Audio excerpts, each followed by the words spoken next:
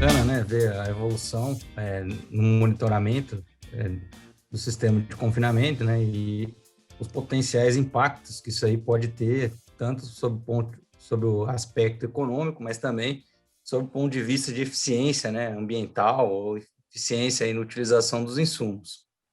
Então, é bem interessante ver que quando você tem um controle maior, né, isso permite você errar menos, né, e acho que quando você erra menos, né, o resultado desse ganho, né, dessa maior assertividade aí nessa formulação, né, isso aí resulta, obviamente, em lucro, e a gente tem que entender, né, como fazer esse monitoramento, né, e acho que quando você tem, né, esse acompanhamento de dieta e sabendo, né, o que foi fornecido, né, isso te traz uma vantagem muito grande em relação a um sistema que não usa esse tipo de tecnologia, ou que não faz esse tipo de gestão, né? Então, certamente, abre espaço aí para uma eficiência muito maior.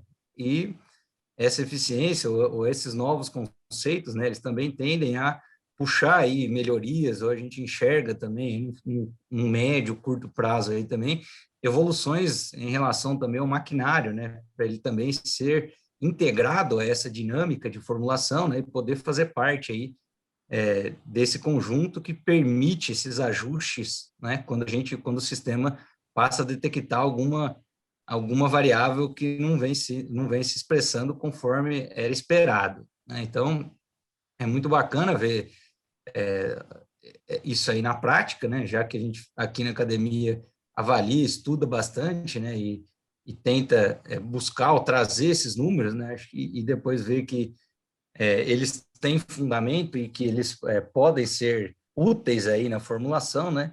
Isso é bem interessante. Então, acho que do que foi apresentado aí, eu acho que é muito interessante, né? Essa questão de acertar essa dieta baseada no real desempenho, no que está acontecendo, né? É, com o animal, uma vez que, por melhor que seja o sistema de exigência, por mais que a gente melhore ele, né? Ele não vai conseguir contemplar todas as possíveis variáveis, né, que vão interferir no desempenho.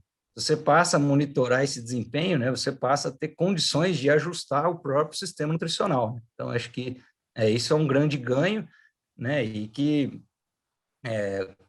esse tipo de ferramenta, né, passa a ser aí bem interessante a ser aplicado e propiciar aí, né, melhores resultados econômicos, considerando aí que as margens, né, como já era antecipado, né, elas tendem a ser cada vez mais apertadas mesmo. Então, isso vai trazer aí, vai impactar fortemente aí